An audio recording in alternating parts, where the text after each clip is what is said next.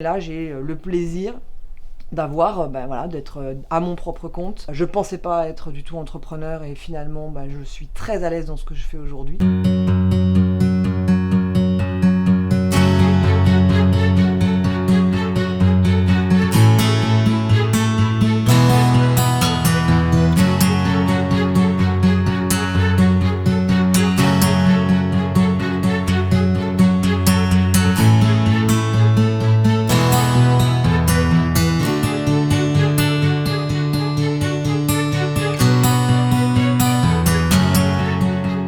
Alors bon, moi je m'appelle donc Charlotte Robert, je suis torréfactrice donc à Lyon dans Torréfaction Papillon avec un S.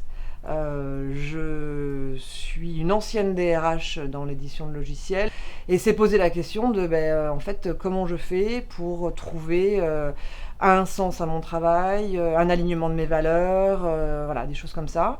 Après quelques mois d'hésitation, j'ai voulu travailler dans un produit plutôt convivial, plutôt artisanal. J'avais très envie de revenir sur le métier, de revenir sur le produit, travailler la matière première, et naturellement le café est venu à moi. J'ai découvert le café de spécialité grâce à des personnes qui me l'ont fait découvrir et je me suis dit là vraiment il y a quelque chose qui va me permettre d'allier tout ça, d'avoir ce côté convivial, ce côté alignement de valeurs, parce que j'ai pu faire des choix moi-même sur qui je choisis, comment je source, ce que je propose, quel est le discours, et puis d'être vraiment, même en étant directrice, j'étais très libre de mon temps de travail, de mes décisions, mais finalement je ne travaillais pas pour moi.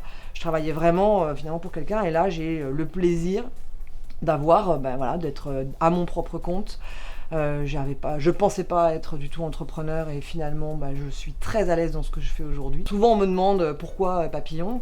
Il y a plein de raisons. La toute première qui s'est imposée à moi, c'est le fameux effet papillon. D'aucuns peuvent penser à la théorie du chaos, mais moi je le vois plutôt en côté positif, c'est-à-dire chaque petit geste a forcément une grande conséquence. Et quand on travaille le café de spécialité, on va travailler sur des cafés qui sont traçables, avec des producteurs qui gagnent plus d'argent, donc qui peuvent travailler la qualité. Et donc par conséquent, en travaillant le café spécialité, on arrive à travailler avec des gens qui ont un meilleur revenu. Quand on achète un expresso ou un paquet de café spécialité, on a participé quelque part à la vision et à de meilleures conditions de travail et de vie du producteur dans les pays d'origine.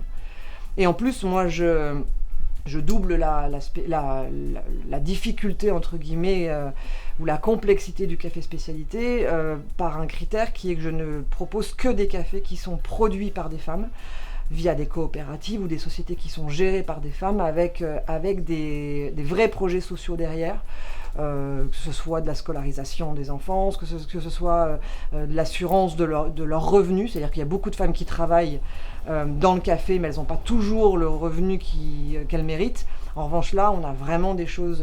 Je travaille avec des sociétés qui vraiment assurent que le revenu leur revienne. Donc, on est dans l'amélioration de leurs conditions de travail, dans l'amélioration de leurs conditions de vie aussi. Et voilà. Et ça fait partie. Ça faisait partie des valeurs, par exemple, dont j'avais vraiment envie de mettre en place, sans être forcément. Je suis féministe, oui et non, mais j'en fais pas un étendard. Mais je trouve que ça fait partie aussi de ma construction à moi, de retravailler sur ça. Donc voilà, l'effet papillon, c'est ça. Après, il y a plein d'autres choses.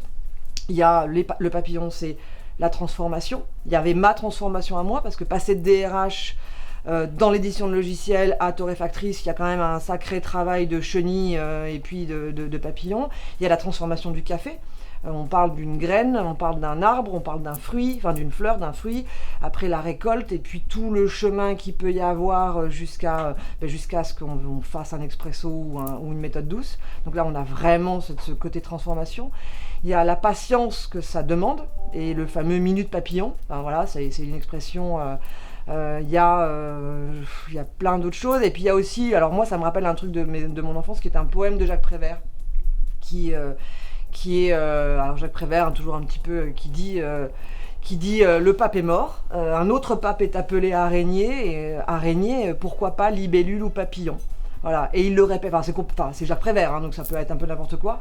Et ça, c'est un poème que mon père me racontait, parce que je suis née dans les années, je suis née en 72, il y a eu quelques papes qui sont morts quand j'avais 10 ans, et à chaque fois qu'il y avait le pape et qu'il y avait les fameuses réunions, il me racontait ce poème-là, et c'est devenu une blague un peu familiale, et voilà, ça m'a fait un peu, c'est un peu tout ce mix-là de, voilà, pourquoi Papillon.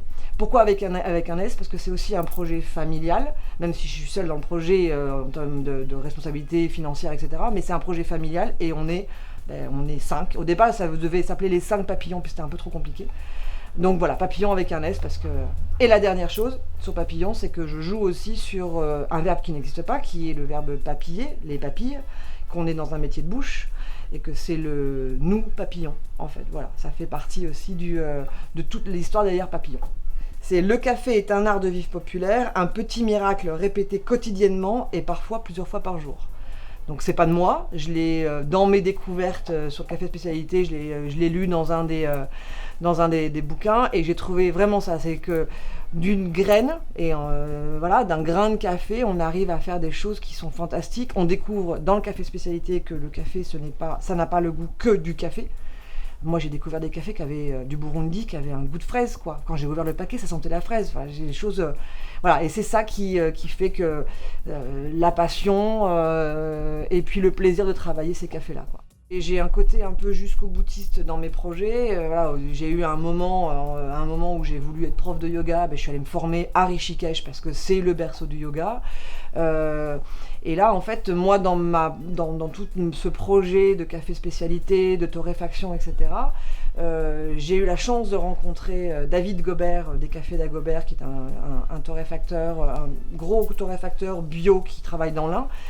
Qui m'a accueilli chez lui pour apprendre, pour me montrer. Bon, c'était des grosses machines, hein. C'est des 60 kilos, des 40 kilos, c'est autre chose que mon 12 kilos.